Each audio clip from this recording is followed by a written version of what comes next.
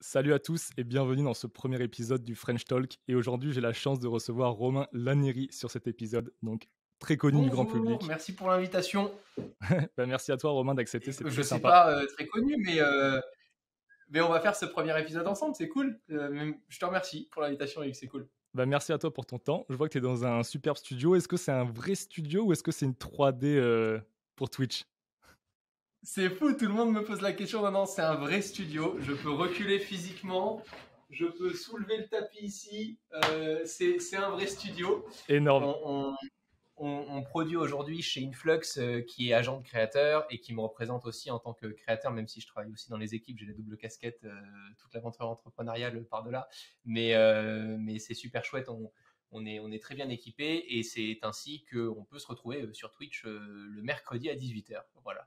Magnifique. Écoute, nous, on a déjà parlé un petit peu en off du déroulé, mais pour que les auditeurs puissent avoir un petit point d'accès sur le contenu, l'objectif, c'est de dérouler le podcast en 3 thèmes. Premier thème, parler de toi, un peu qui tu es, d'où tu viens, ton enfance, comment tu as grandi, les études, le cursus, etc. Parler aussi un petit peu d'où t'en es, comment tu en es arrivé là et au final, ce que tu fais aujourd'hui, pour ceux qui ne te connaîtraient pas. Ensuite, en deuxième point, on va parler vraiment de l'aspect entrepreneuriat. Comment tu gères ta carrière, quelle vision tu as sur tout ça, qu'est-ce que tu as envie de faire maintenant, dans le futur, tes projets, etc. Et dernier point, l'investissement. Parce que du coup, ceux qui te connaissent bien, il y en a qui te connaissent mieux que moi, savent que tu es un investisseur La aussi aguerri. thune, on va parler de thune. Exactement. Et entre-temps, il y aura des petits quiz pour faire les transitions. Je te poserai des petites questions en format un peu combini rapidement pour savoir si tu préfères le Bitcoin ou l'Ether, mais on verra ça tout à l'heure. Écoute, super, avec plaisir. C'est parti. Donc Romain, premier thème, donc ton parcours, d'où tu viens, ton enfance, comment tu en es arrivé là, enfin comment tu en final t'as géré ta carrière jusqu'à là. Est-ce que tu peux nous en dire un petit peu plus? J'ai démarré il y a un peu plus de 10 ans en fait. J'ai 27 ans et ouais, j'ai démarré mes premières chaînes YouTube. Mais je dis mes premières chaînes parce que je me suis planté plein de fois évidemment.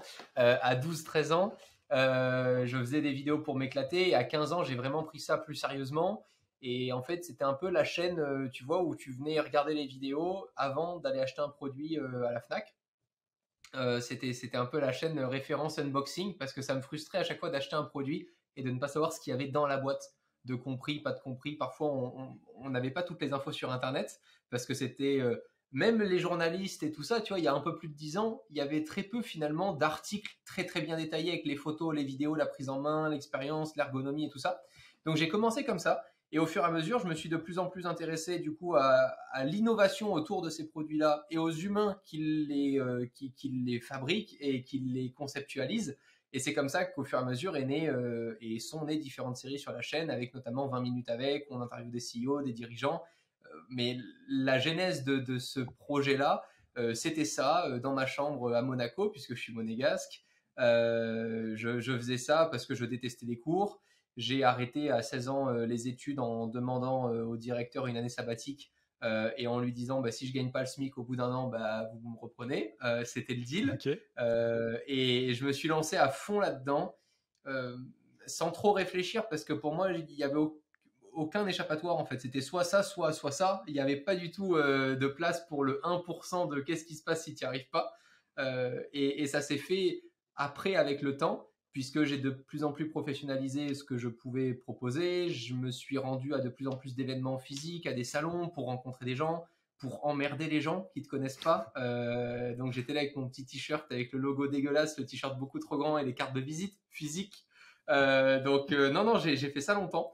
Et depuis maintenant, ça fait bien 6-7 ans, voire ouais, à peu près 7 ans que c'est vraiment une entreprise avec plusieurs personnes qui travaillent à nos côtés, des studios professionnels, des équipes d'agents artistiques aussi qui nous représentent, des collaborations réfléchies, des productions peu nombreuses, mais beaucoup plus premium et beaucoup plus ciblées. Et aujourd'hui, je me suis dit, bon, je dois grandir, je dois aussi laisser derrière moi ce qui m'a fait quand j'étais plutôt adolescent et jeune sur YouTube, c'est-à-dire les unboxings, les découvertes de produits, etc. Et aujourd'hui, je tends de plus en plus à échanger avec des CEO, des dirigeants, des entrepreneurs, aller à la rencontre de parcours différents. Récemment avec François-Henri Benamias de Audemars Piguet pour comprendre l'innovation au sein d'une maison aussi folle et mythique que la maison Audemars Piguet quand même avec le succès de la Royal Oak. On a pu échanger récemment aussi avec Trade Republic, N26. voilà, c'est un peu ce qui m'anime aujourd'hui, c'est d'essayer de donner la parole à différentes industries et de les connecter à la réalité, c'est-à-dire des consommateurs passionnés, jeunes actifs, qui ont un certain pouvoir d'achat et qui ont envie de tester aussi des nouveautés, et de mieux comprendre ce qui se passe derrière les industries qui consomment, comme leur carte bancaire, qu'est-ce qui se passe quand tu fais un trade sur Trade Republic, qu'est-ce qui se Ouais. passe et pourquoi ça marche et pourquoi ça marche pas. Voilà, c'est mon ambition aujourd'hui. Ok, très clair, très clair. J'ai plein de questions après sur, sur tout l'aspect création de contenu. Mais revenons un petit peu sur le début quand tu te lances. Quand tu dis je me lance à 12 ans, 13 ans, ça commence à prendre à 15 ans et je stoppe les cours à 16. Qu'est-ce qui se passe à ce moment-là? En gros, parce que c'était un peu le couteau sous la gorge, tu as 1 an.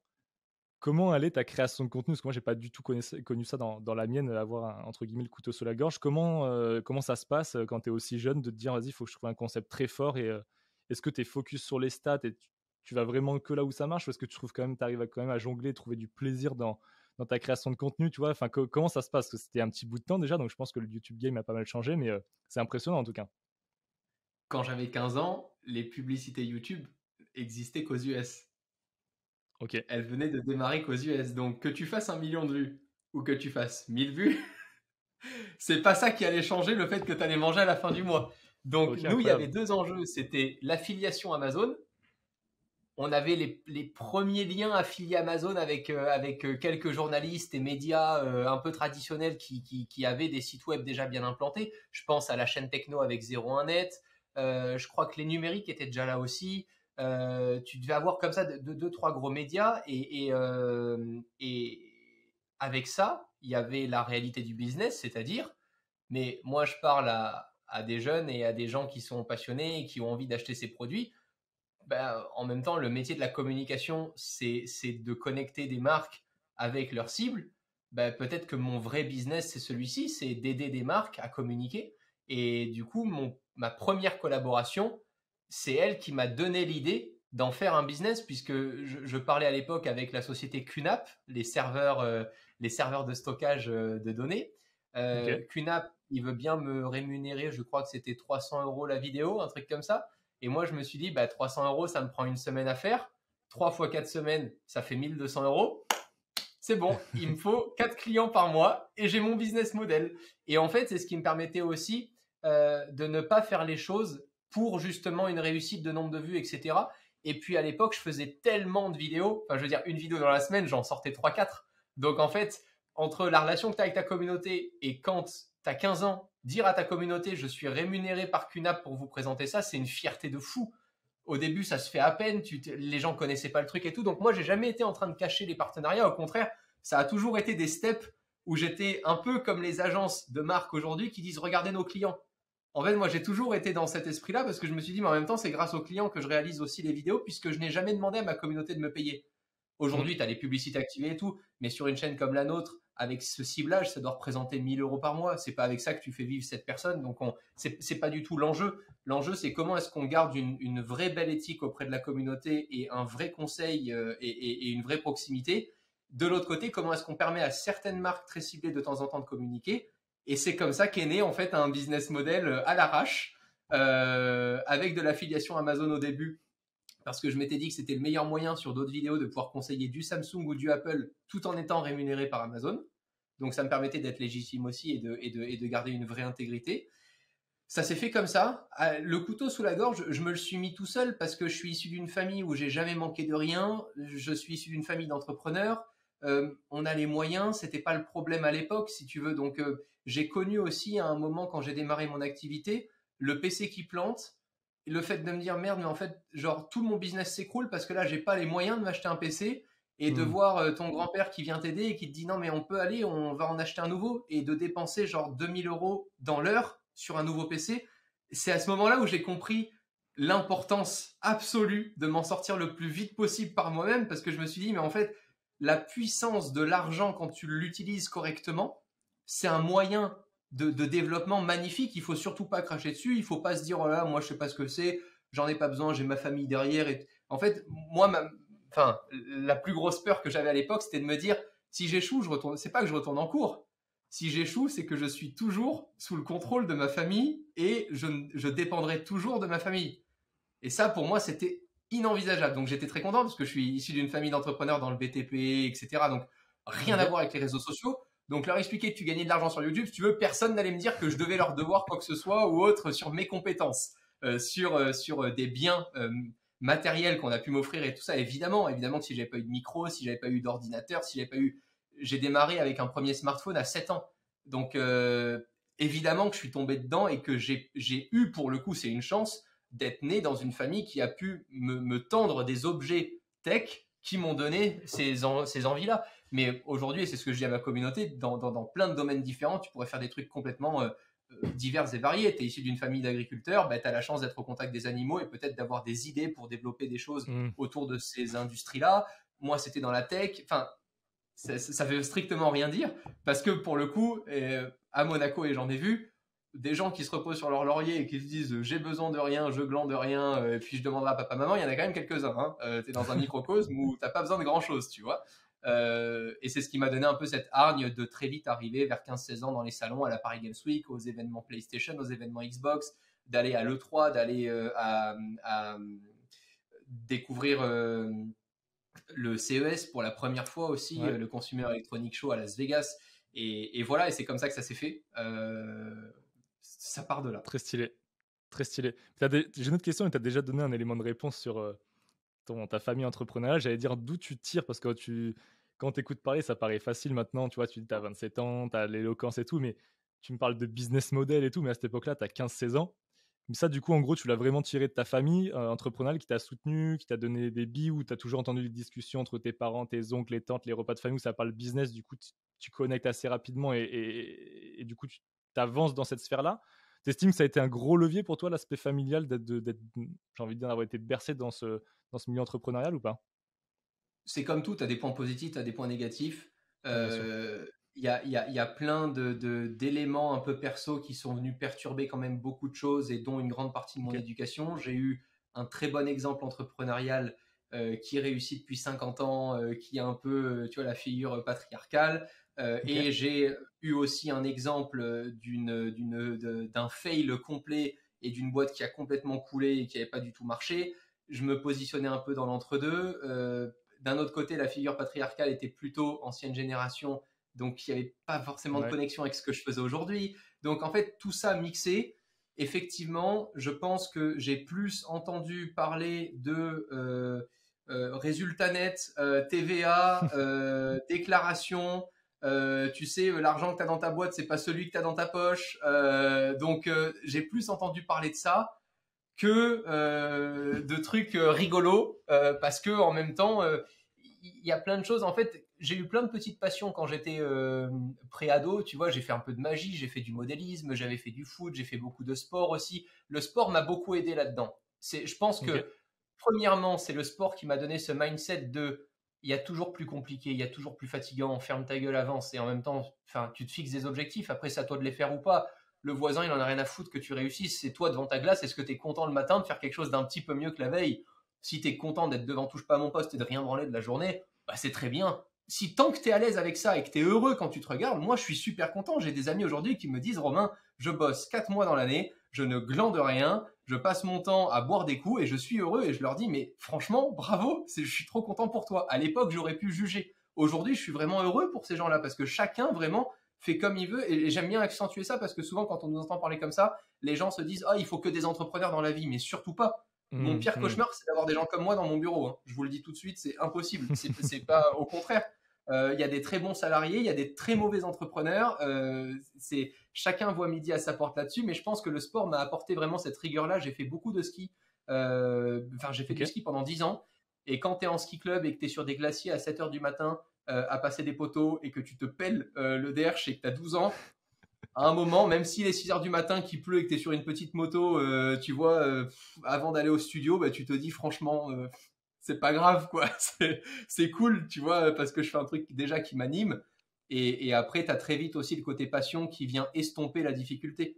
Plus tu es passionné par ce que tu fais, Hmm, plus tu aimes ce que tu fais, plus les moments difficiles seront faciles. hmm.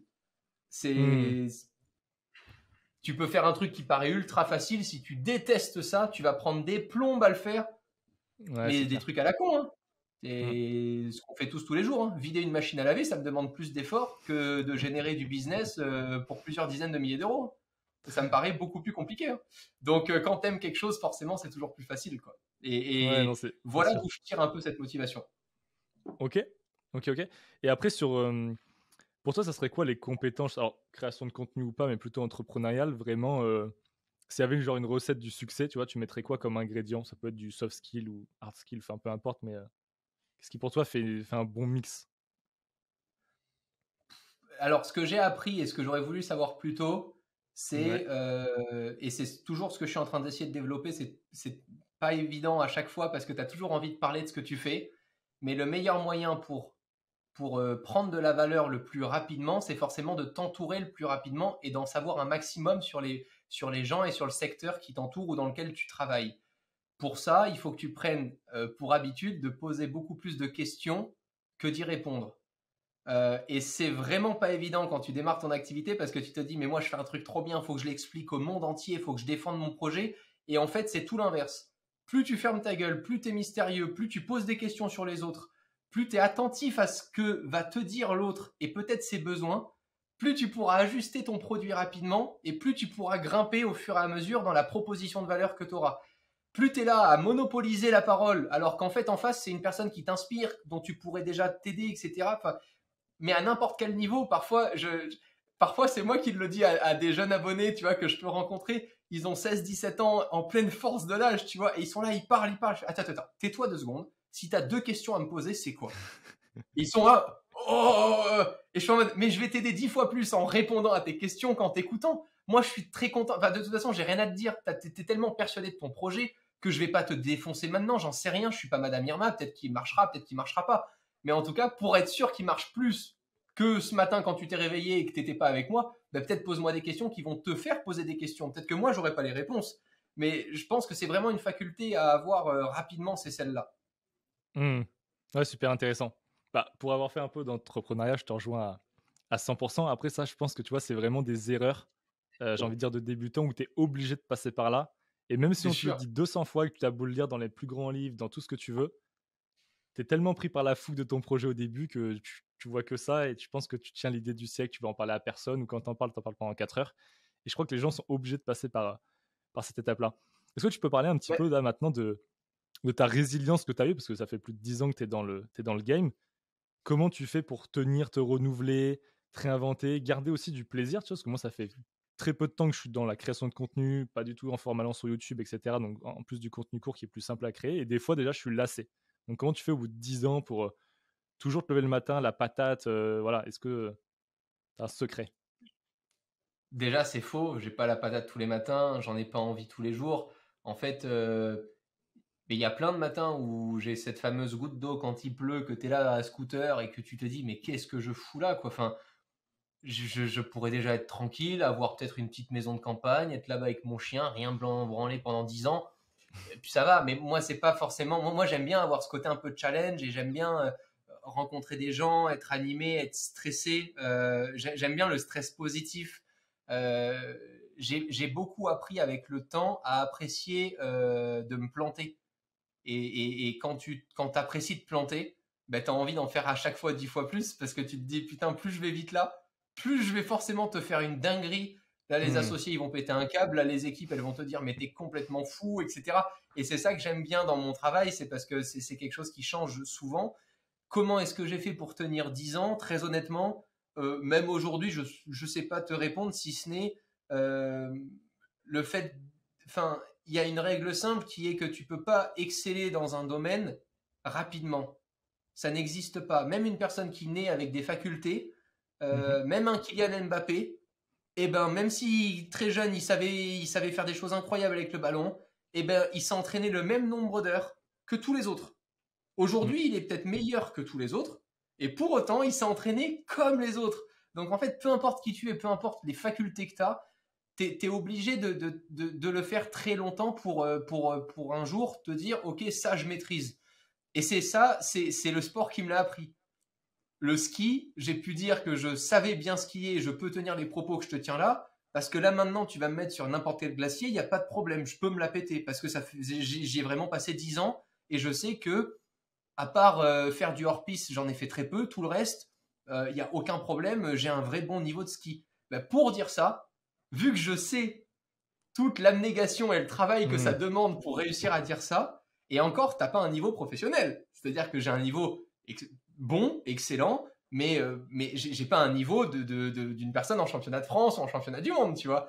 Donc, quand t'as connu ça très jeune, le fait de dire putain, mais je m'entraîne tous les jours, je suis sur le glacier comme les grands, etc. Et pourtant, j'arrive toujours pas à skier comme eux, Et il y a que au bout de 10 ans qu'on commence à te mettre dans n'importe quel groupe et que tu peux aller prendre un café entre deux trucs, t'es pas fatigué, tout va bien, tu gères, etc.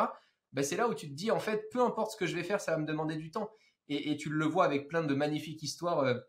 Il y en a une que me raconte Manuel Diaz, qui est le CEO chez Influx, que j'adore à chaque fois. Il me raconte l'histoire du maître sushi qui apprend du coup à un élève comment devenir maître sushi. Donc il lui dit le jour 1, ben voilà, tu vas te mettre là et puis tu vas regarder. Il dit, mais c'est-à-dire, bah, tu vas rien faire, tu vas regarder. Et combien de temps? Ah ben là, on se reparle l'année prochaine. Là, tu viens là tous les matins, tu repars là tous les soirs, et tu ne fais rien d'autre que regarder pendant 1 an. D'accord, ok. La deuxième année, là, tu vas pouvoir faire le riz. Ah, ça c'est super, faire de riz, après je mets le saumon dessus et tout. Non, non, non, tu fais du riz. D'accord, mais pendant combien de temps? Là, c'est 3 ans. Pendant 3 ans, tu fais du riz. Tant que tu sais pas le faire parfaitement, les yeux bandés, tu fais du riz. Et il y a qu'au bout de la 4e année qui lui dit, tu prends un couteau. Et il se dit, c'est super, je vais prendre le couteau et je vais faire toujours pas. Tu coupes dans le vide pour t'entraîner. Et tu vas faire ça pendant 1 an. Et tu continues de faire du riz. En fait, ça t'apprend juste une chose, c'est que la maîtrise et le geste parfait, il n'y a que le temps qui peut te l'apporter. Plus tu as de connaissances, plus tu peux te préparer à faire ce geste parfait-là. Et c'est pas ce qui te garantit le succès. Ça fait 10 ans que je fais des vidéos YouTube. C'est pas pour autant qu'aujourd'hui je fais 1 million de vues sur chaque vidéo, que je suis le YouTuber numéro 1, etc. C'est pas ce que j'ai voulu, mais c'est pas ce que je fais non plus aujourd'hui.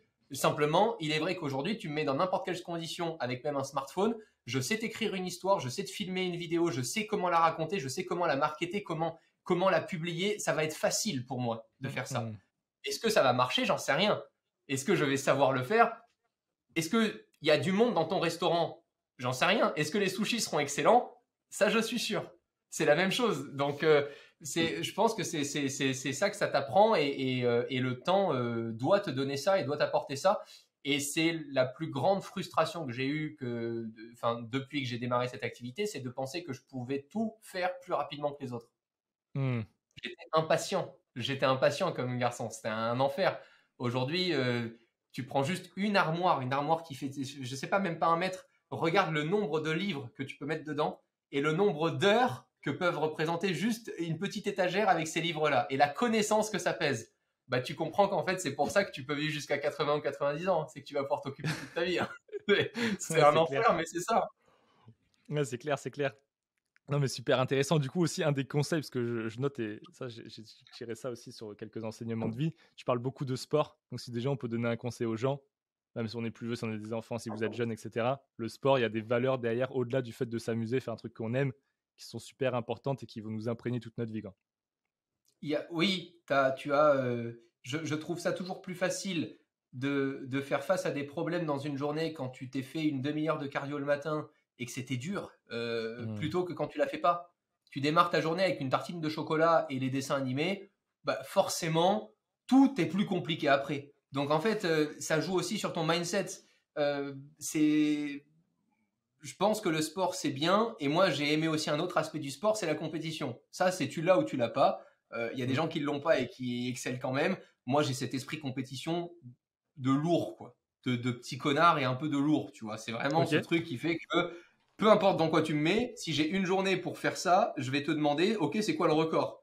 Et je vais, quoi qu'il en soit, dans ma tête, mon objectif, ce ne sera pas juste de me faire pour me faire plaisir. Non, c'est de faire le mieux possible. Et c'est ce que j'aime. Mais moi, c'est ce qui me motive, c'est ce qui me fait plaisir, c'est ce qui me provoque de la joie et c'est ce qui fait que je prends du plaisir. Si tu m'enlèves cet aspect un peu challenge, ça m'emmerde toujours un peu plus vite. Ok, super intéressant. J'ai plein de questions après à te poser. Ça sera plus dans le second thème, l'entrepreneuriat. Juste pour essayer de faire une transition de ces 2 premiers thèmes, tu dis justement que tu es monégasque. Donc ça, c'est intriguant parce que finalement, nous, en France, on connaît tous Monaco, mais on connaît très peu de monégasques qui sont nés à Monaco. Par rapport au business, pour faire la transition avec la partie 2 de l'entrepreneuriat, là, aujourd'hui, tu es sur Paris. ou tu es toujours sur Monaco? Là, j'ai toujours toute ma vie sur Monaco. En fait, ce qui se passe, c'est qu'à Paris, tu as les locaux Influx qui Ok. représentent plein de créateurs. Et vu que ça fait 6 ans depuis la genèse du projet que j'ai une relation particulière avec Influx et que je travaille aussi à distance pour cette activité-là, j'ai un studio dont je peux bénéficier quand je viens sur Paris. Ok, mais là en ce moment, tu es à Monaco. Là, c'est le studio qui est à Paris, ici. C'est Ok, celui dans lequel d'accord. je fais les live Twitch, c'est un studio à Paris. Ok. Ok. Et ok, parce que moi j'avais une question justement, parce que moi je suis basé à Montpellier. Et souvent sur certaines strates on va dire, d'entrepreneuriat, de business, de création de contenu, à un moment donné, tu sens que tu as un certain plafond de verre si t'es pas à Paris. Et je voulais justement te poser la question, est-ce que tu l'as senti aussi? Est-ce que il y a eu aussi cet aspect bureau à Paris pour aller justement péter ce plafond de verre, ou est-ce que tu l'as jamais ressenti et ça t'a pas finalement trop bloqué? Ça dépend de ton business model, de qui sont tes clients. Moi, j'aime bien le côté collaboration humaine aussi, rencontrer de temps en temps les clients. Donc, j'en profite souvent, surtout avec les activités Influx. Quand je travaille sur Paris, ben, c'est génial de pouvoir avoir des locaux magnifiques. Là, boulevard Sébastopol, tu as 6 étages qui sont dédiés à la création. Tu peux rencontrer des clients dans des super conditions. Tu peux avoir aussi de bonnes idées là-dessus. Maintenant, j'ai rencontré plein de créateurs et d'artistes, mais tu prends même, enfin, tu vois, enfin, en fait, je pense que tout dépend la façon dont tu peux aussi t'organiser. Regarde le reportage Montre jamais ça à personne de Orelsan sur Amazon Prime. Hmm. Il est dans sa petite cabane, il écrit, il fait ses musiques et tout. Il y a un temps pour tout. Moi, j'ai besoin de pouvoir me ressourcer, d'écrire, d'être avec ma famille. Tu vois, Monaco, je trouve ça génial parce que c'est un peu, c'est un mini Disneyland pour adultes, quoi. Tu vois, donc t'es là-bas, t'es bien, tout se passe bien, c'est chouette. Bon, moi, il y a le côté familial qui est cool. Et ça me permet de vraiment différencier aussi les activités. Et quand je suis là sur Paris, bah, il y a beaucoup de productions qui sont commandées par Influx, que je fais avec eux. Et forcément, tu es dans une autre énergie. En fait, ce qu'il ne faut pas se dire, c'est où est-ce que je veux être sans ne jamais bouger. Ça, je pense qu'effectivement, c'est un peu dommage, même si Google Meet existe. Bon, à moins que tu aies un talent vraiment, mais très particulier, très pointu, ou peu importe où tu te trouveras dans le monde entier, tant que tu as une boîte mail, on viendra, mais te supplier de dire oui pour des dizaines Hmm. de milliers d'euros. Bah, il y a quand même toujours un effort que tu dois faire, une autre cour dans laquelle tu as envie de rentrer, des gens que tu as envie de rencontrer. Donc, forcément, Paris, pour moi, ça me paraissait inévitable, Hmm. sachant que Monaco-Paris, c'est 1 heure d'avion, quoi. Donc, c'est Ça se fait bien. voilà. Ok, ok, top. Petit quiz, 2 questions avant de passer au thème 2. Est-ce que tu as un livre ou un film qui t'a marqué, que tu aimerais partager ou que tu conseilles aux gens de regarder? Ça peut être sur l'entrepreneuriat, dans le thème du podcast du jour, ou rien à voir, un truc qui t'a marqué, où tu en tires des leçons tous les jours. Ouais, il y en a quand même quelques-uns. J'ai fait d'ailleurs une vidéo là sur YouTube qui s'appelle 5 livres qui peuvent changer ta vie. Je pense que ça dépend les thématiques qui t'intéressent. Si tu es plus sur philosophie de vie, mieux comprendre les êtres humains, que tu te sens un peu dans ton coin, que tu sais pas trop en fait comment t'adresser en société et tout ça, je pense que Power, les 48 lois du pouvoir, c'est un classique, mais c'est un très bon livre. Très Et à bien. l'inverse, puisqu'on va parler un peu de business, si tu veux vraiment savoir ce qu'est l'argent et commencer très rapidement et le plus rapidement possible, s'il te plaît, fais-moi plaisir, à faire la différence entre de l'actif et du passif, bah, va lire Père riche, Père pauvre. C'est très simple à lire, c'est très concon. Un enfant de 8 ans pourrait le lire et comprendre. Et pour autant, ça t'en apprend plus sur ta vie que ce que tu peux apprendre en 10 ans d'études.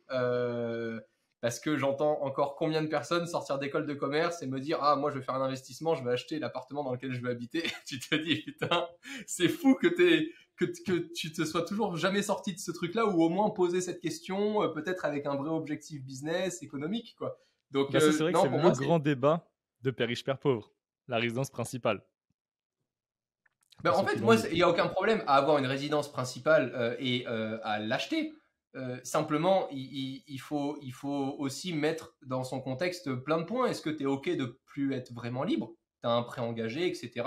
Si tu veux déménager du jour au lendemain, tu déménages pas. Combien de personnes aussi achètent sans même savoir ce que représentent les charges, les rénovations, les frais de copropriété, tout ce qui va avec. Donc, en fait, ben non, quand tu penses que tu as un prêt à 1 500 euros par mois, c'est faux. Ça te coûtera plus. Et si tu regardes ce que tu as pour 1 500 euros par mois versus un prêt versus un loyer classique, bah, tu as plus de choses parce qu'en fait, si tu additionnes tous les frais, etc. Donc, Et après, tu as des gens qui ont un peu plus de jugeote et qui disent non, mais en fait, j'ai acheté là parce que je scinde la maison en deux. Et puis, en fait, les locataires d'à côté, ils me payent mon propre loyer. Tu as des super business et des super réussites à avoir. Mais moi, en plus, c'est ma génération vraiment pour le coup. Et en plus de ça, c'est tout l'univers qui gravite autour de mon travail. C'est la liberté grâce à l'innovation et à la technologie. Bah, si du jour au lendemain je veux bouger, bah là je suis en location meublée, je fais ça, dans un mois je me barre à New York et je vivrai à New York. Et c'est ce que je préfère avoir. C'est mon mindset, en tout cas, c'est ce que je préfère avoir. Je veux surtout pas de stress et me dire que du jour au lendemain il se passe quelque chose, il faut que je réorganise ma vie. Non, il faut que je réorganise mes investissements. Il faut pas que je réorganise ma vie, c'est différent. Et je trouve que ça n'a pas de prix que de pouvoir dormir sans avoir ce stress-là quand même.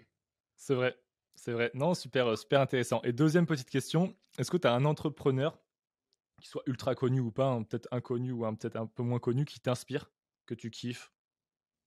Bah, j'ai eu un mentor, déjà c'est important de le dire, hein. Ça fait 6 ans Ouais, que je travaille aux côtés de Manuel Diaz qui avait monté une première agence qui s'appelle Imakina, qui existait depuis 25 ans, OK. qui est très très grosse agence dans le digital. Donc j'ai eu la chance d'avoir un mentor et de rencontrer Manuel avec qui on a indirectement avec d'autres aussi avancé ensemble sur la structure Influx. Et aujourd'hui, je pense que non, j'ai pas de figure, on va dire, publique. Il y a des figures qui peuvent peut-être un peu me fasciner, où je me dis euh, comment t'en fais un business aussi important et en faisant autant de choses. Mais c'est pas de la fascination, c'est presque plus parfois de l'incompréhension. Tu vois, quand je vois les activités d'Elon Musk, je me dis, enfin, à un moment, c'est un être humain, il a besoin de manger comme moi, il a besoin d'aller aux toilettes comme moi, il a besoin de dormir comme moi. Il y a des trucs que je comprends pas et qui m'intriguent. Ça Mmh. m'intrigue. Tu as d'autres réussites comme Tim Cook, réussir à succéder à Steve Jobs. Ouais, il n'y en a pas beaucoup hein, qui l'auraient fait comme il le fait là, si ce C'est n'est clair. différemment évidemment, mais c'est incroyable. Tu te dis, attends, t'avais Steve Jobs juste avant, non, t'es là, t'as pas de problème, ça va le faire, tu vas gérer. Et en plus, la boîte aujourd'hui a jamais été aussi bien valorisée donc, tu regardes des trucs comme ça me fait poser beaucoup de questions et c'est ça qui me rend toujours très humble, toujours, Mmh. sans jamais me comparer. Je m'en fous, il y aura toujours je serai toujours le riche de quelqu'un, je serai toujours le pauvre de quelqu'un, on s'en fout de l'aspect financier, etc. Mais vraiment, reste humble, fais ton truc. C'est pour ça que j'aime bien l'exemple du miroir le matin.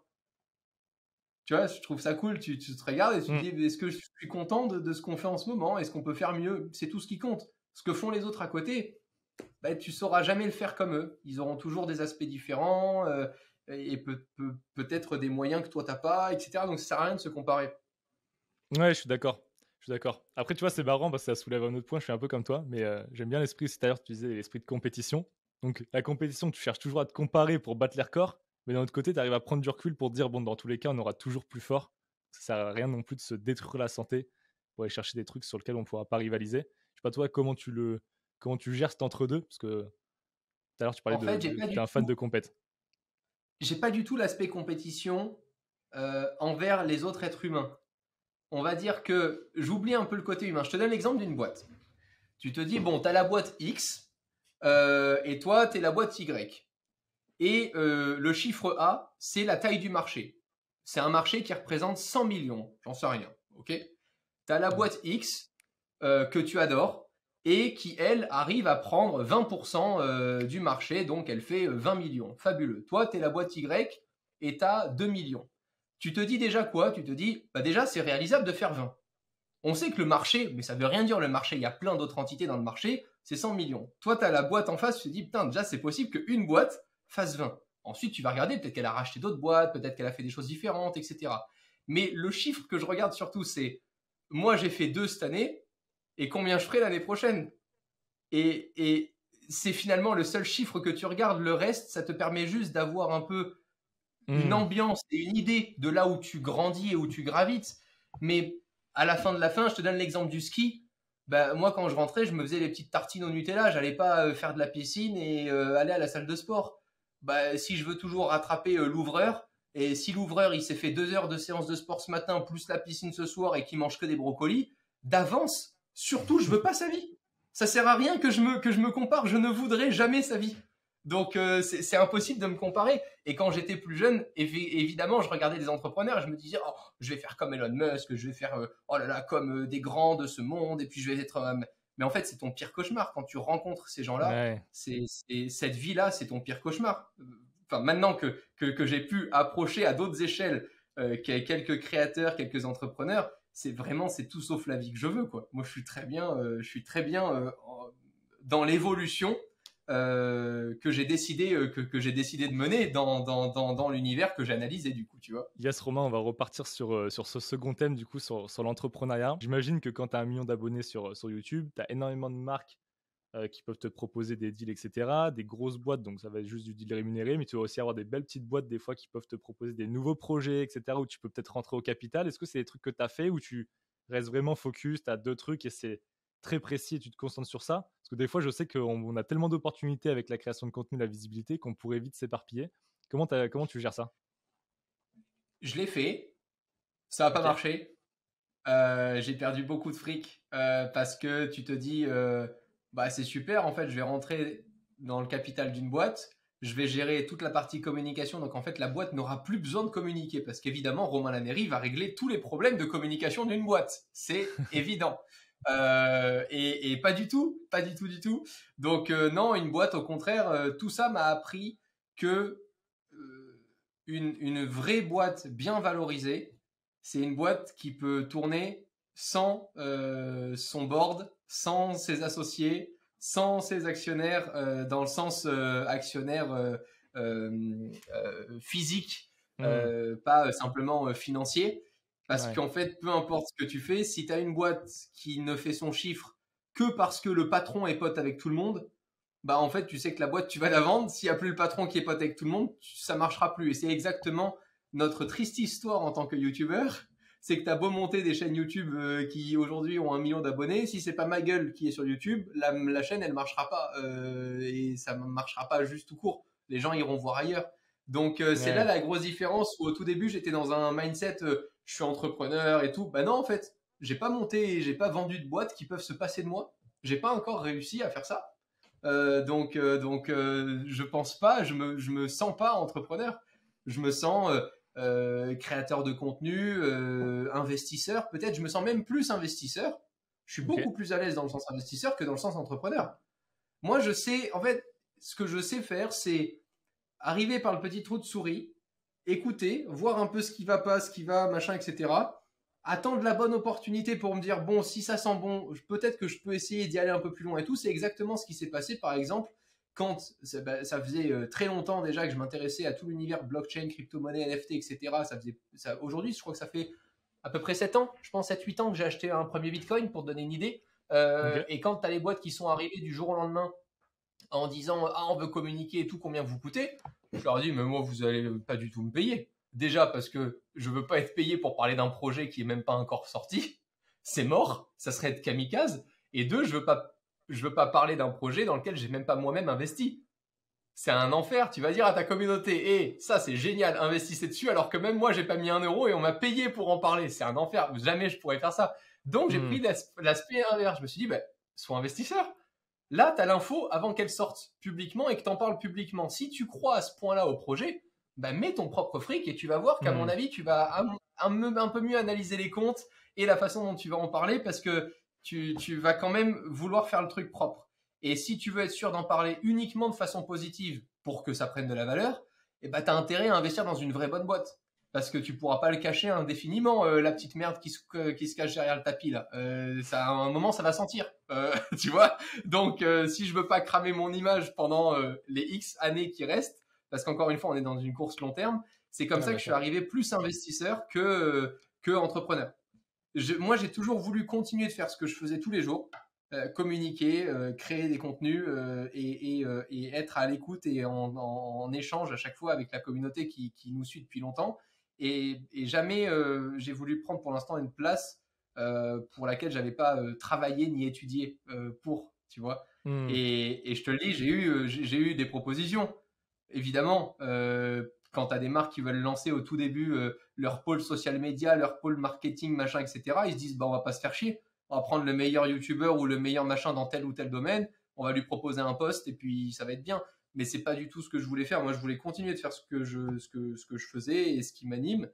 Et à côté de ça, c'est peut-être d'ailleurs les plus gros échecs, mais c'est aussi ce qui a fait les plus belles réussites. C'est ce type d'investissement-là.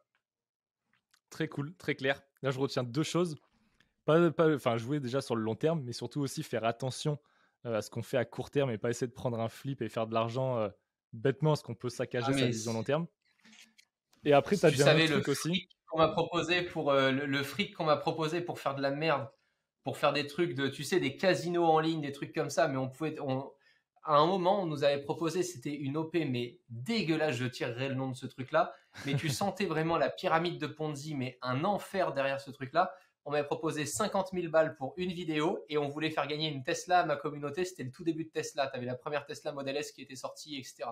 Et tu avais Ok. toute l'équipe qui était en folie. Moi, j'aurais dit jamais de la vie je fais ce truc. Ils me disent pourquoi? T'as vu les trucs de la boîte là? T'as vu où est-ce qu'elle est localisée? T'as vu ce truc? C'est jamais de la vie tu fais ça.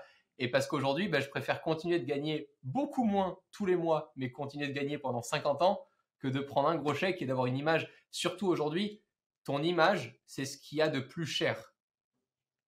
C'est pour ça qu'on fait si attention aux cessions de droits d'image en tant que créateur. C'est pour ça qu'on a besoin d'un agent et que je suis aujourd'hui super content d'être représenté par des équipes où il y a du juridique, du légal, de l'international. Parce que aujourd'hui, ce qui coûte le plus cher, c'est mon image. Tu prends mon image et tu me fais dire de la merde sur les réseaux ou tu me fais dire un truc vraiment catastrophique, j'existe plus du jour au lendemain. Hein. On en a Hmm. vu, hein, des bad buzz et des gens qui ont fait de la merde, même du côté perso, et qui se sont dit, vas-y, ça passe. Bah, on les attend encore. Hein. Ouais, c'est clair. C'est compliqué. Donc, c'est le seul truc sur lequel tu dois t'engager, c'est te dire que tu dois être là sur le long terme, sinon ça marchera pas. Ouais, super intéressant ce que tu dis. Après, là, j'ai deux choses du coup pour rebondir à chaque fois. Tu parlais aussi que du coup, tu te sentais pas comme un entrepreneur. Donc, je comprends ce que tu veux dire d'un point de vue de créateur. Mais après, finalement, tu es quand même un entrepreneur dans le sens où, tu l'as dit, tu as cette personne qui collabore avec toi au quotidien. Tu gères une carrière, tu as une vision long terme. C'est de l'entrepreneuriat. Mais tu Est-ce as que du le mal fait avec de ce payer terme. des factures et le fait de payer des factures et de pas te verser de salaire, c'est être un entrepreneur? J'en sais rien, tu vois, mais peut-être. Mais moi, quand je rencontre des entrepreneurs, il y a quand même, il y a quand même des choses différentes que eux ont accepté de faire et que moi je veux pas faire, quoi. Hum, hum. Non, faire un business plan de la boîte pour essayer de la mettre sur des rails, de faire ton plan dépenses. Non, ça m'emmerde. Non, moi je gère, c'est ça que j'adore dans ma structure, c'est que c'est des mathématiques très simples. Combien tu gagnes à la fin de l'année, combien tu peux dépenser dans ta boîte. Ça s'arrête là. Il n'y a pas de nombre d'actionnaires, les salariés, les entreprises. Enfin, non. Et Ouais, j'ai bon, même après, encore là. simplifié le process. C'est que vu que je ne fais pas des contenus de façon récurrente à chaque fois et que je tourne du coup que de temps en temps sur Paris dans les locaux ici, ça me permet en plus de ça d'avoir beaucoup de prestataires, de tester aussi beaucoup de gens à chaque poste différent et d'avoir que très peu de postes fixes.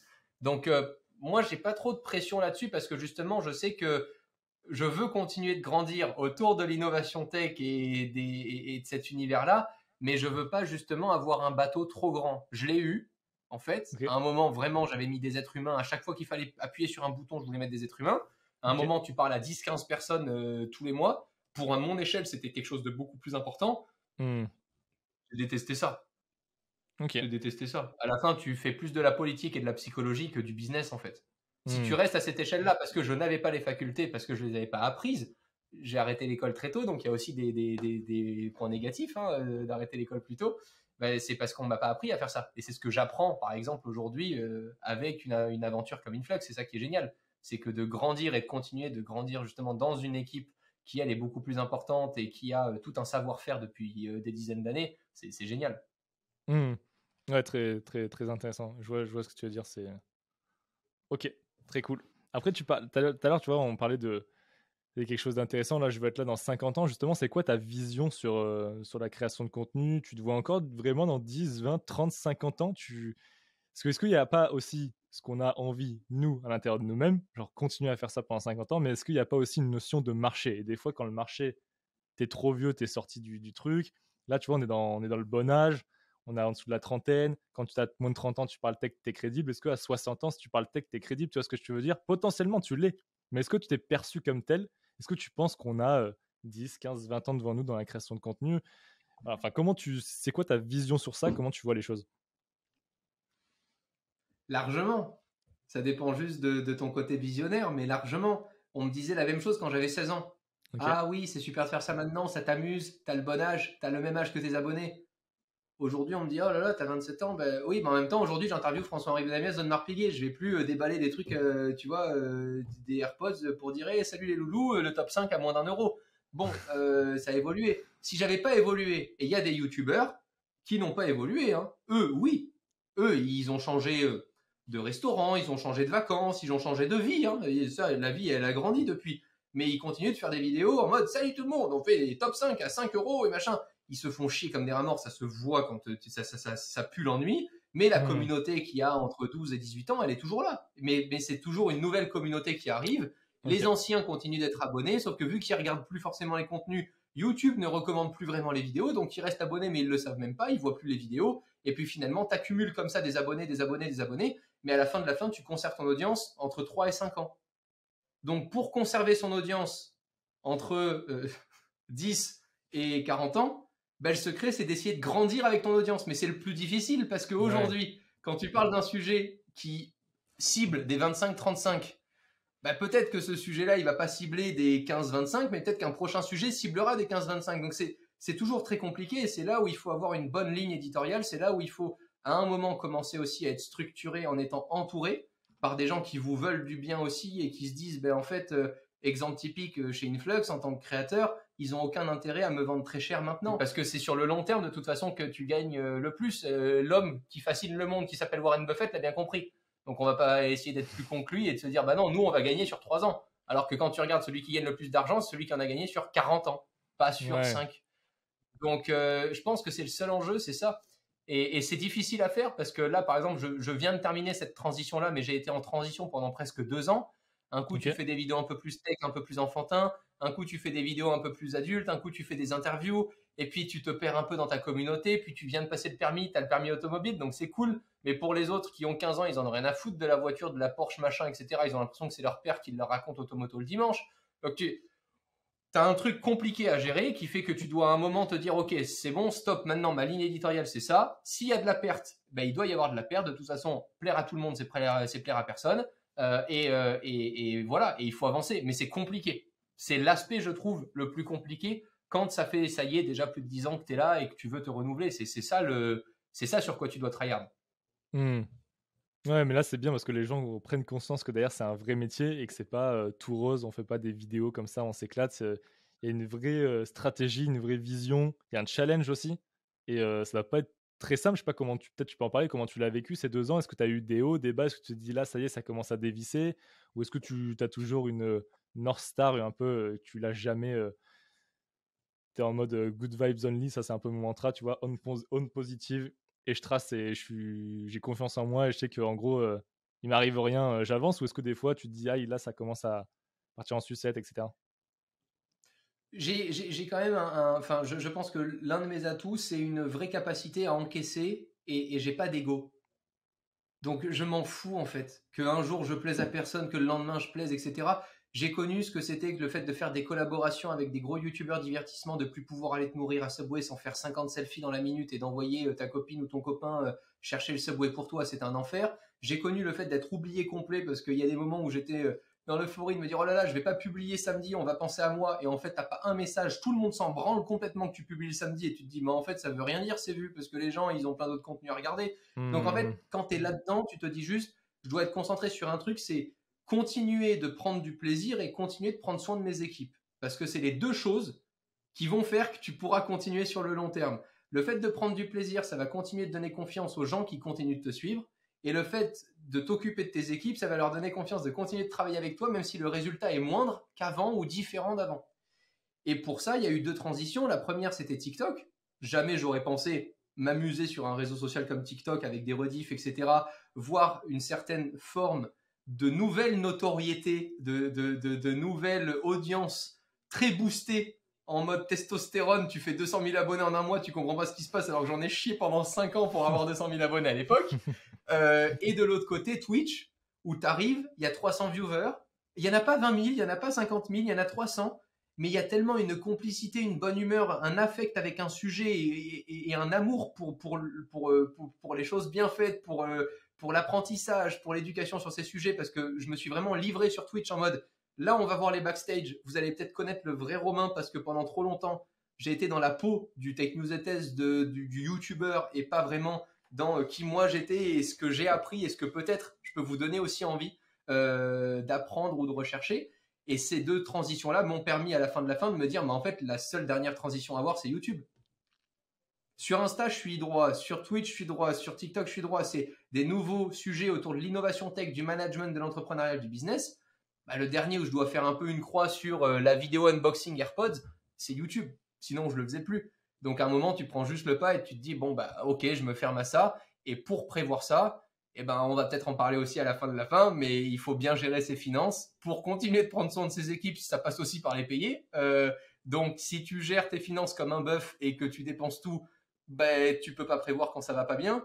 Et encore une fois, ça va avec le fait de dormir sur ses deux oreilles tranquille en étant détendu. C'est quand tu sais que tu vis bien en dessous de ton niveau de vie que tu pourrais te permettre. Bah, en fait, t'es pas stressé. Tu peux gérer, tu peux faire différents investissements. Tu peux te dire, bon, bah, si vraiment demain ça marche pas, je vends ça et puis je peux continuer de vivre tel que je le fais là pendant 2 ans, il n'y a pas de problème.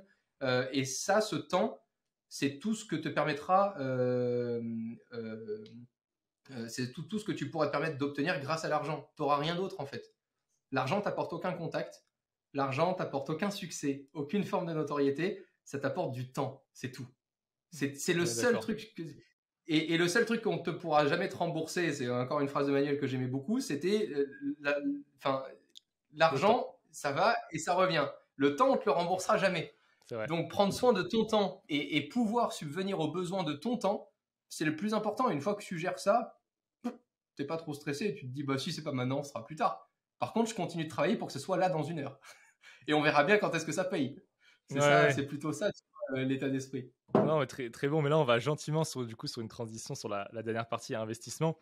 Juste avant d'aller vers ce dernier chapitre, est-ce que tu chasses un objectif de vie derrière l'entrepreneuriat?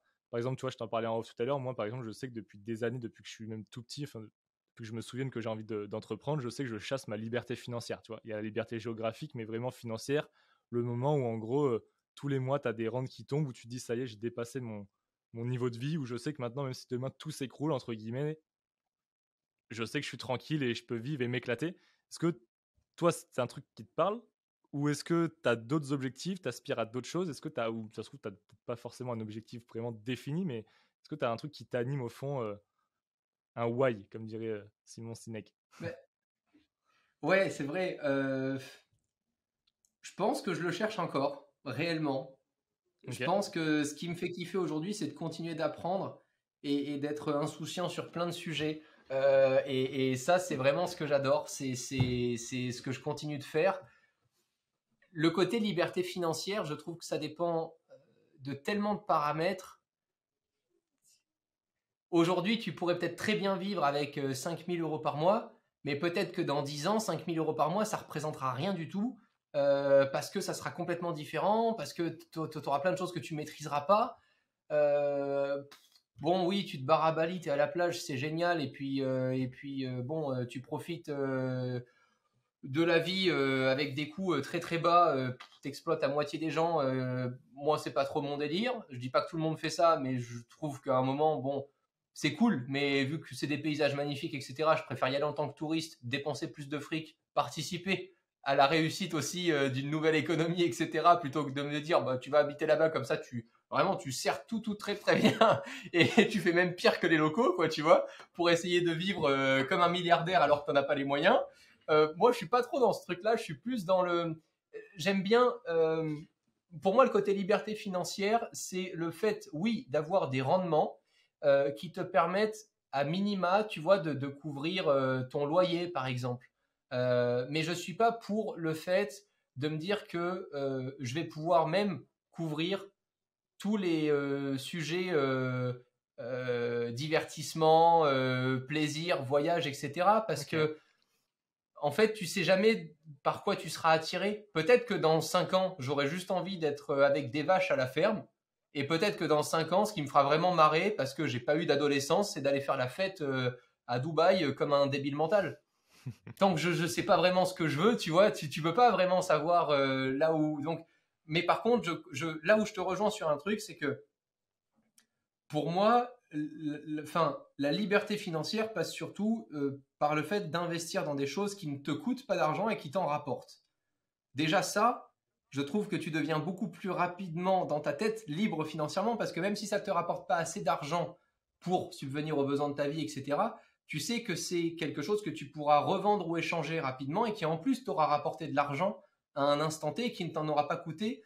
Mais dans tout ça, ce qui m'importe le plus, c'est le temps que ça me prend psychologiquement. C'est oui, avoir une liberté financière géniale pour faire des tableaux Google Sheet toute la journée et essayer de faire du trading ou essayer de trader des crypto-monnaies, jamais de la vie. Parce que le stress psychologique versus la rentabilité, je ne veux pas cette vie. Je préfère moins gagner d'argent, mais pas me réveiller en pleine nuit parce que je l'ai déjà fait, parce qu'on s'est tous déjà pris pour des traders au début avec Ethereum, machin, etc. Yes. Voilà, toi-même tu sais. Te réveiller en pleine nuit à 3 heures et scroll pour savoir si tu es en négatif ou positif, c'est pas mon métier, ça ne le sera pas. Et il y a des gens qui le font très bien et qui, eux, ne se réveillent pas à 3 heures du mat parce que c'est un métier et parce qu'ils l'ont correctement fait et parce qu'ils ne sont pas pollués par ça. Donc, j'ai pas de target. Tu vois, j'ai téléchargé l'app Finari, tu sais, où tu peux mettre Ouais, comme quoi. je l'ai aussi. Donc, j'ai mis, tu vois, pour rigoler, je me suis dit, bon, bah, voilà, si je veux 10 000 euros par mois, 10 000 euros, je peux tout faire. Je peux avoir 2 appartements, deux petits loyers différents, je peux voyager un peu et tout. Vas-y, ok. On se met cette target dans ma vie, 10 000 euros par mois et tout. On me dit, ouais, à 40 ans, si tu mets tant de côté, tu auras 10 000 euros par mois, tu n'as plus besoin de travailler avec tes revenus actuels et tout. Ok, mais j'en sais rien. Si à 40 ans, j'ai 3 enfants, bah, peut-être que c'est compliqué d'avoir le niveau de vie que je voulais avec 10 000 euros par mois, tu vois, j'en sais Ouais, rien. c'est clair. Donc, Je en vois ce fait, que c'est tu veux ça qui dire. est un peu compliqué, c'est que je me concentre pas trop là-dessus. J'ai jamais passé trop de temps là-dessus. Mais ce qui me Ok. ferait kiffer, c'est de me dire que tu as un revenu, en tout cas mensuel, ou trimestriel ou autre, en fonction de quoi tu investis, mais qui te permet juste de te dire, bon, bah tiens, tu vois, le loyer, en tout cas, que j'ai décidé d'assumer cette année, bah, il est payé par mes investissements. Là, ma vie dépend plus de ma réussite et de la prise de valeur sur mes boîtes et tout ça. Mais en tout cas, j'aurai toujours quelque part où dormir cette année, quoi. Ça, Très cool. mais j'arrive pas encore à avoir la vision long terme, 30 ans, et de me dire il faut que je mette tant de côté parce qu'à un moment ça débloquera Ouais, tant. Parce qu'en c'est plus, en compliqué ça. fonction de. Puis il n'y a rien qui est sûr. Tu investis dans l'immobilier, ok, et tu te prends une bombe nucléaire sur la tronche. Bah bravo, tu t'es restreint pendant 30 ans, tu t'es fait chier à faire l'écureuil, à mettre de côté pour avoir ta rentabilité immobilière, tu te prends une bombe nucléaire dans la gueule. Personne n'en a rien à foutre tout d'un coup de ton immobilier. Ça, il n'y a plus de problème. Bah, je me dis au milieu, si je peux en profiter un petit peu plus et plus faire des choses un poil plus short terme, tu vois, déjà voir à l'année ou aux 3 ans, c'est déjà pas mal, tu vois. Mais même dans des investissements immobiliers, parce que je vais tout juste m'y mettre, je suis en train Ok. de toucher du doigt l'immobilier pour la première fois. Quand on me Tu vas nous en demande parler quand est-ce que après. je voudrais revendre, bah, c'est entre 3 et 5 ans, quoi, max, pas plus. Je me vois pas du tout pour l'instant avec un patrimoine qui reste là pendant 50 ans. Pour moi, c'est trop loin. Ok. Non, mais hyper intéressant. Je pense que là, c'est cool. On va passer à la troisième partie, mais je pense que les gens te découvrent aussi sous un nouvel angle, hein, donc c'est le but de ce podcast. Est-ce que juste petit quiz de transition avant de passer vraiment à l'investissement, est-ce que tu es plutôt Bitcoin ou Ether? Bitcoin, c'est ce qui m'a fait découvrir la crypto-monnaie. Je me souviendrai toute ma vie. J'étais dans un appart à la montagne. Le Bitcoin était à 570 euros. Et Ok. j'ai dit à ma mère que j'avais éclaté mon livret A et que j'ai acheté du Bitcoin. Incroyable. Il faudrait que tu C'est racontes cette anecdote incroyable. juste après. Ah ouais, c'est fou. Et bon, après, je l'ai vendu, puis j'en ai racheté, puis j'ai revendu, puis voilà, j'ai pas gardé mon Bitcoin jusqu'à maintenant, etc. Mais c'est ce qui m'a fait découvrir le truc. Et pour moi, c'est ce qui m'a fasciné quand j'ai découvert ça. Je me suis dit, mais attends, ça veut dire que tu peux être de n'importe quelle nationalité, n'importe quel âge, n'importe quel milieu social, n'importe où dans le monde, n'importe quelle heure, n'importe quel jour, et tu peux faire transiter de l'argent. Mm. C'est taré. Tu peux Sans le faire avec intermédiaire, aucune autre forme de monnaie, tu peux le faire. c'est Il clair. faut soit que tu attendes que les banques soient ouvertes, soit que le marché soit ouvert si tu échanges des actions, mais un truc aussi liquide, il n'y a pas plus liquide que l'offre et la demande en fait qui est proposée par les cryptos. C'est ça qui, moi, m'a fasciné au début. On est d'accord. Ouais, top. Deuxième petite question, t'es plutôt IMO ou bourse? T'as déjà donné un élément de réponse, mais quoi que t'as dit que t'allais te Bourse. lancer dans l'IMO. Ouais, ok. T'es plutôt voiture ou voiture de luxe, enfin peu importe, voiture ou montre? En termes d'investissement. Voiture. Ok. Alors, en termes d'investissement, je conseillerais plus les montres, mais c'est un marché que je connais moins. Mais juste parce que ça te coûtera beaucoup moins d'argent, tu le mets dans un coffre et puis c'est fini. Mais les voitures me plaisent plus parce que je prends plus de plaisir au milieu. Ouais, je vois ce que tu veux dire. Après, attention, les montres, hein, t'as des montres qui coûtent hyper cher, bien plus cher que des voitures, hein. Enfin, c'est Non, non, relatif, bien tu vois, sûr, c'est pour mais ça que je dis, en fait, c'est pour ça que je dis, de l'aspect finance, investissement, il vaut mieux partir vers les montres parce que quand je parlais de coûts, je parlais de coûts d'entretien, de maintien, etc. ouais, ok. Tu les laisses Ok. dans un coffre, elles te coûtent rien. La voiture, On est faut d'accord. avoir le parking, faut la faire rouler parce qu'une voiture qui n'a pas roulé, ben, personne n'en veut en fait. Il vaut mieux une voiture qui roule un petit peu de temps en temps qu'une voiture qui ne roule jamais pour la revendre correctement. C'est un marché dans lequel je m'y connais beaucoup mieux, l'automobile pour le coup, parce que je Ouais. l'ai déjà fait quelques fois. Mais sur les montres, j'ai encore jamais revendu une montre, je n'ai fait que en acheter. Donc je ne sais pas du tout si la liquidité du marché des montres est aussi importante ou pas, mais je sais qu'en tout cas les voitures consomment du fric. Ok. Et dernière petite question, est-ce que tu es plutôt NFT ou art physique? Oh, art physique. Ok. Petite Ouais, pour explication ou pas l'instant, spécialement? bref, ce qui est complètement con, c'est que tu peux réunir toutes les photos et les tableaux que j'ai ici physiques, ils valeront toujours moins que le NFT qui est en train de tourner dans mon cadre numérique. Donc, j'ai des NFT et j'ai plus de valeur en NFT qu'en art physique.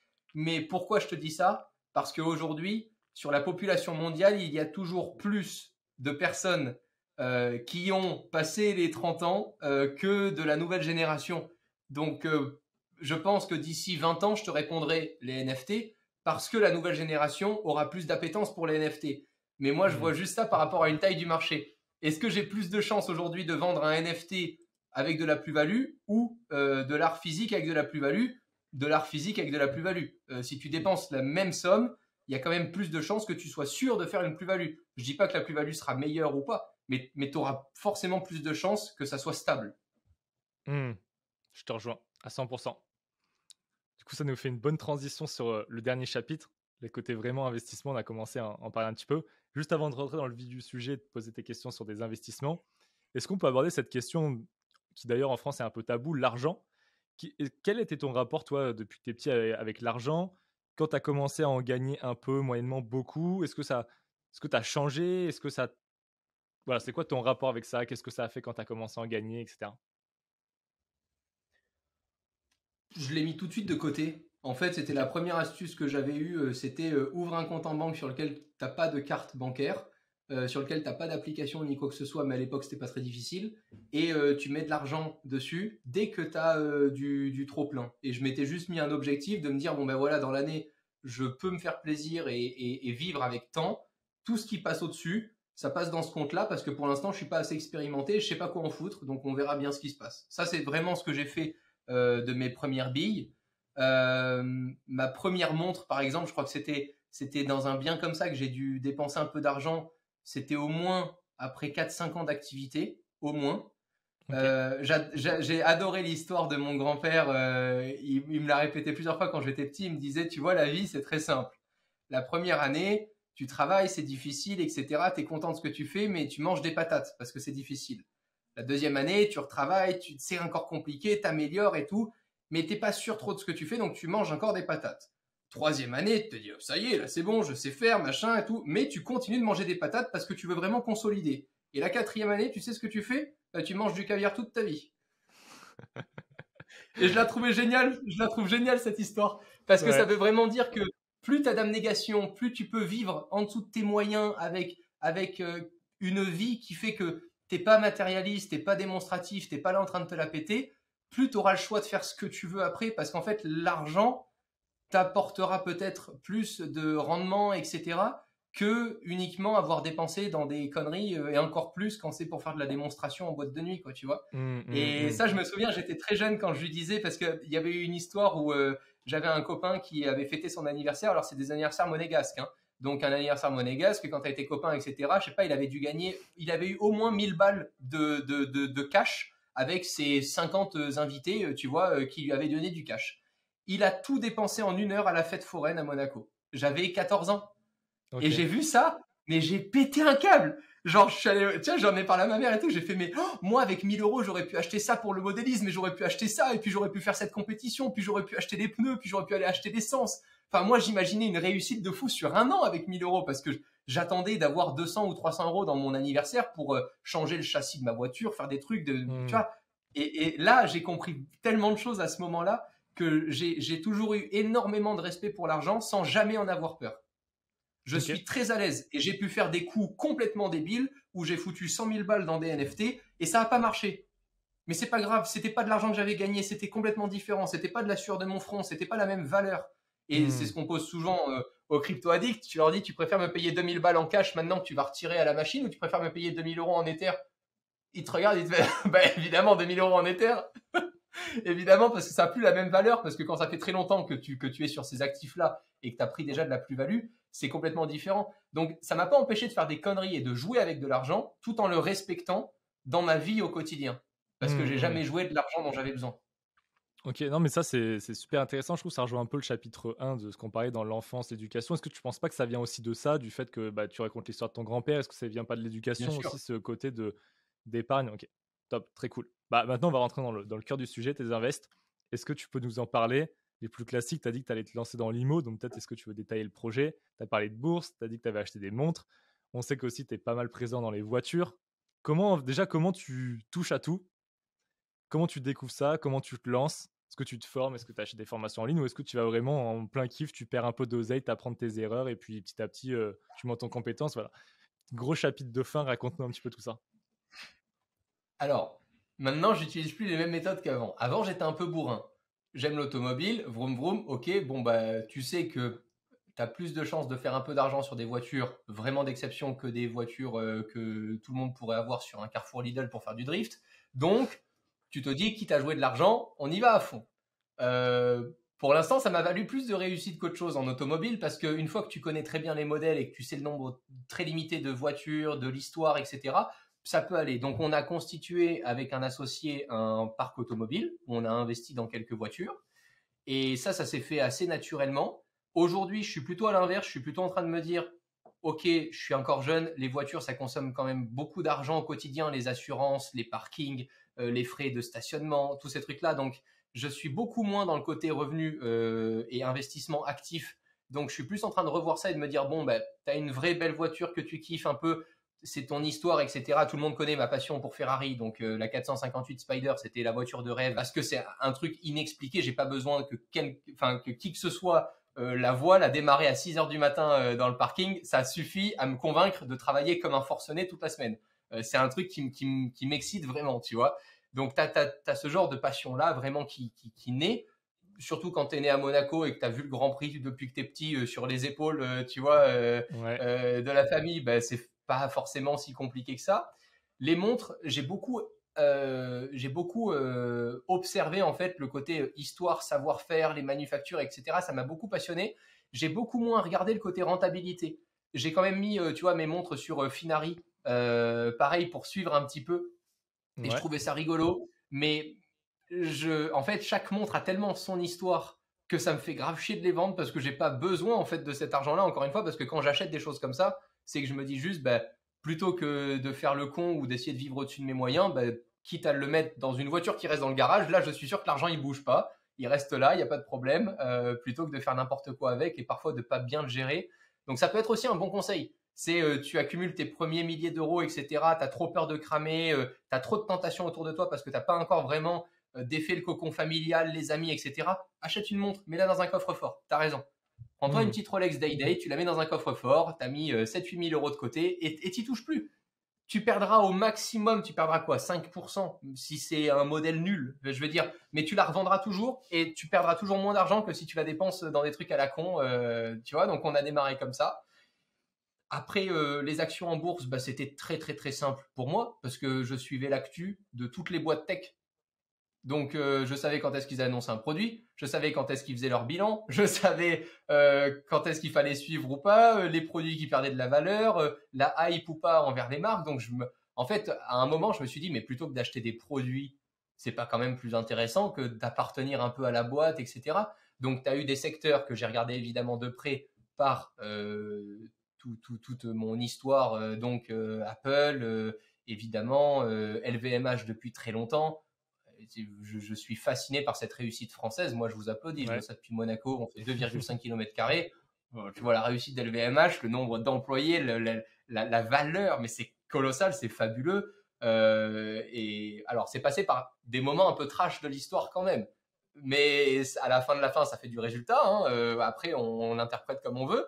Et tout ça m'a amené en bourse. Donc aujourd'hui, ça doit être 20% à peu près d'automobiles, 5 à 10% de montres, 30%, voire un peu plus d'actions en bourse, 20-30% en crypto et le reste avec des droits musicaux. Je me suis beaucoup intéressé aux droits Ok. musicaux parce que j'ai lu Père riche, Père pauvre et parce que j'ai trop traîné sur TikTok. Donc sur TikTok, je regardais pendant le confinement, tu sais, le mec qui faisait What did you do for a living? Et Ouais. vu que je m'emmerdais un peu parce que bah, j'étais chez moi toute la journée à faire des vidéos, etc., j'avais beaucoup de temps, je parlais plus à personne, bah, je me suis fait un tableau Google Sheets avec tous les métiers que les gens faisaient dans ces vidéos-là. Et je me suis dit, putain, il y a beaucoup de musique producteurs quand même. Pourtant, je les connais pas, c'est pas des chanteurs, qu'est-ce qu'ils foutent? Et de l'autre côté, je vois dans Père riche, Père pauvre qui parle d'assets et de droits musicaux. Et j'ai commencé à me renseigner là-dessus et je me suis dit, mais en fait, c'est incroyable parce que la musique, quand tout va bien, t'en écoutes. Quand tout va mal, t'en écoutes. Quand il y a le Covid, tout le monde en écoute. Quand t'as la guerre, tout le monde en écoute aussi. Enfin, je veux dire, c'est un Hmm. truc sur lequel tu pourrais investir. Et la question qui, à chaque fois, me vient, c'est combien de temps ça me prend. Donc, Ouais, et comment aussi tu fais pour acheter ça? Parce que moi, tu vois, je fais pas mal d'invest et des trucs un peu exotiques de temps en temps, et ça, j'en ai jamais entendu parler. Par où tu ah bah commences? C'est c'est quoi très... déjà acheter des droits musicaux? T'achètes Ouais, le truc d'un titre, t'achètes un bundle, un CD où il y a 30 titres, voilà, c'est quoi t'as le plein de process? façons de faire, t'as plein de façons différentes, t'as différentes plateformes qui existent aussi. Moi, j'ai simplement fait, bah, comme à l'époque, hein, quand je voulais acheter un produit, je suis allé sur YouTube, j'ai tapé le nom d'une plateforme et les noms, enfin, j'ai mis How to buy royalty music avec mon anglais bien franchouillard et je suis allé écouter ça avec la translate activée sur YouTube et voilà. Et au fur et à mesure, j'ai essayé d'étudier un peu plus la question. Comme d'habitude, j'étais encore un peu dans la partie pratique avant la théorie. Maintenant, par exemple, sur l'immobilier, je ne vais pas me lancer dans un projet immobilier sans savoir ce que c'est que l'immobilier. Mmh. Donc, je ne vais pas engager un prêt, je ne sais pas à combien pour un truc que je ne connais pas. Mais sur des investissements comme ça, un peu, je m'amuse et je me dis, bon, bah, mets un petit billet, vois ce que ça donne, comment ça marche, etc.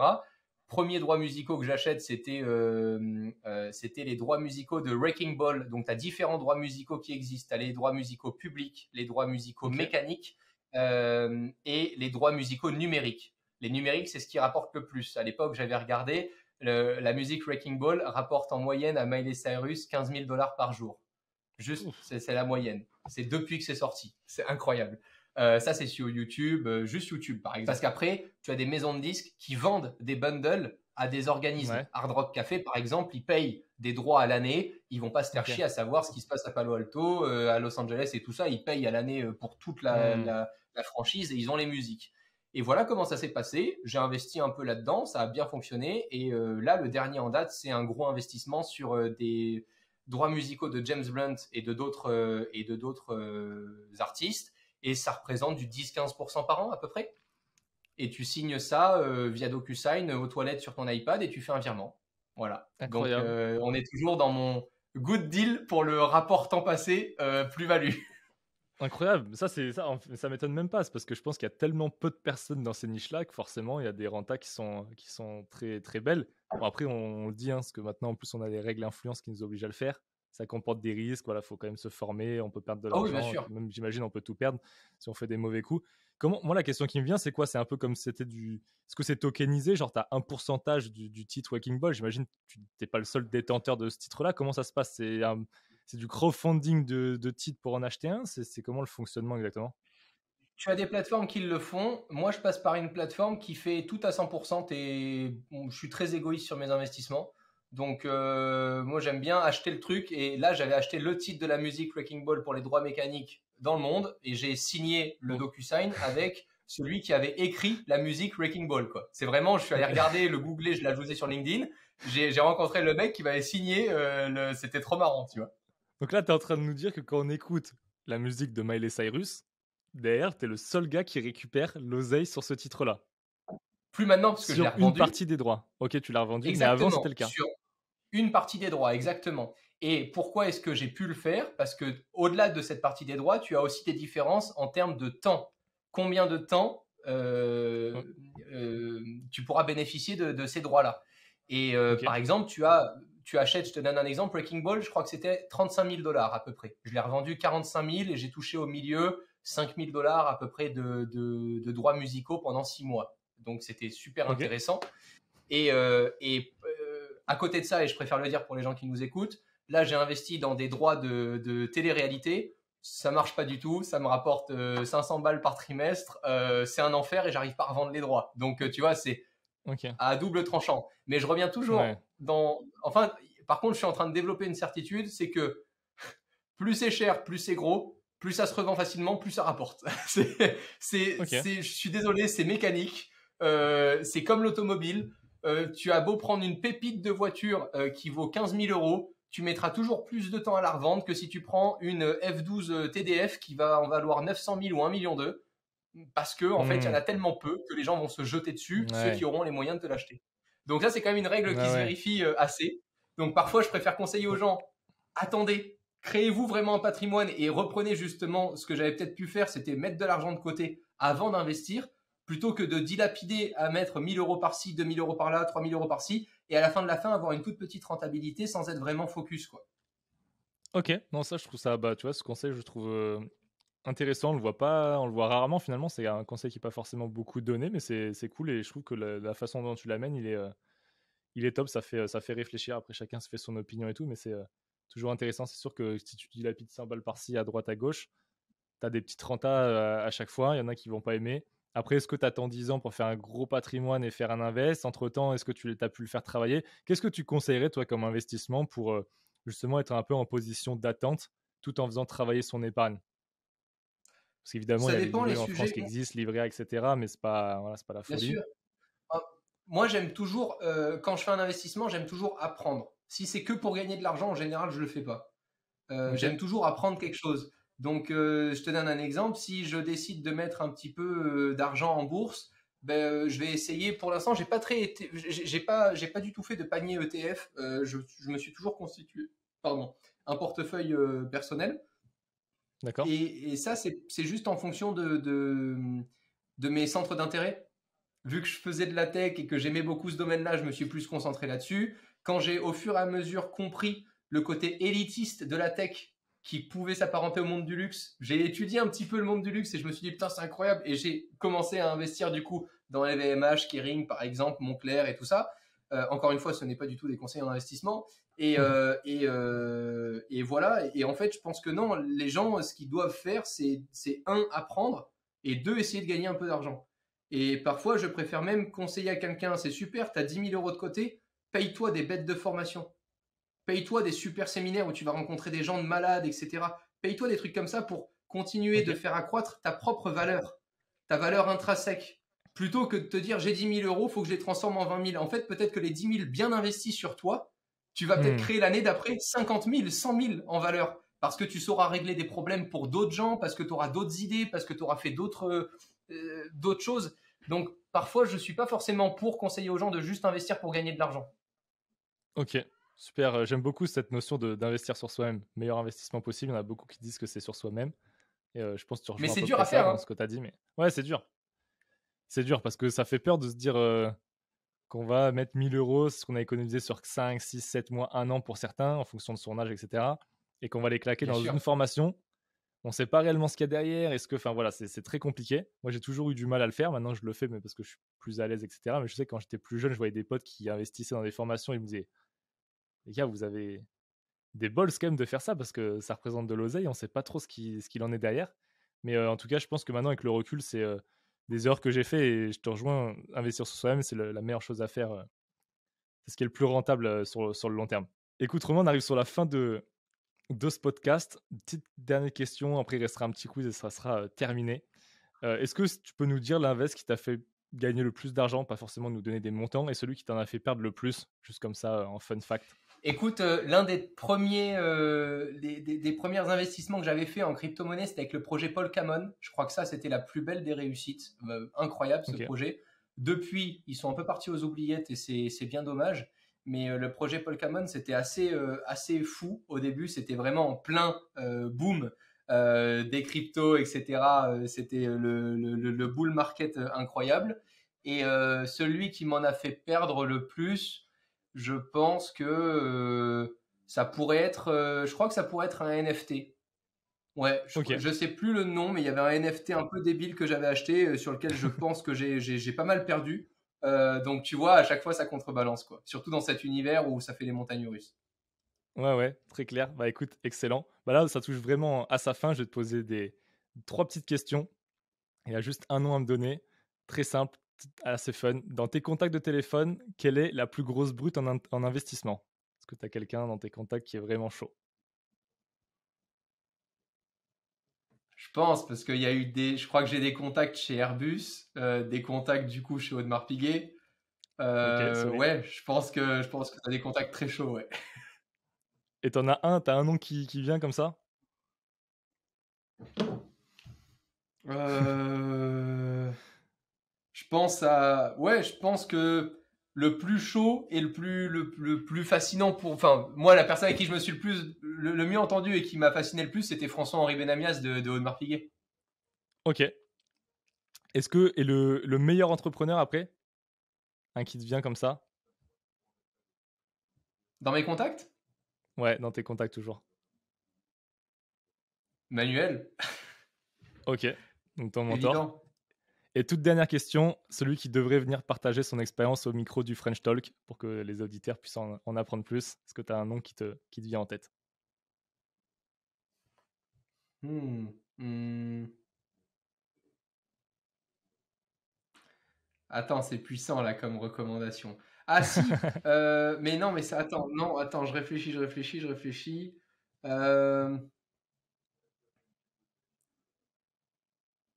Si, je pense que le bon entrepreneur et qui serait vraiment charmé à avoir parce qu'il a vraiment de la bouteille, c'est Vodka, qui a créé Ok, la Unicorn House, qui est juste un complexe incroyable à Angers, qui a plus de presque 15 ans, je crois, sur les réseaux. Il a vécu quand même quelque chose. Et c'est une aventure assez folle qui mène depuis le début. Je pense que je te conseillerais Vodka, bah qu'on écoute, connaît très peu finalement et qui a fait très peu d'interviews. ouais, bah écoute, excellent, excellent. J'irai lui envoyer un petit mail pour essayer de l'inviter. Bah écoute, Romain, merci beaucoup. Tu peux Ça a le été contacter de ma chaotique. part.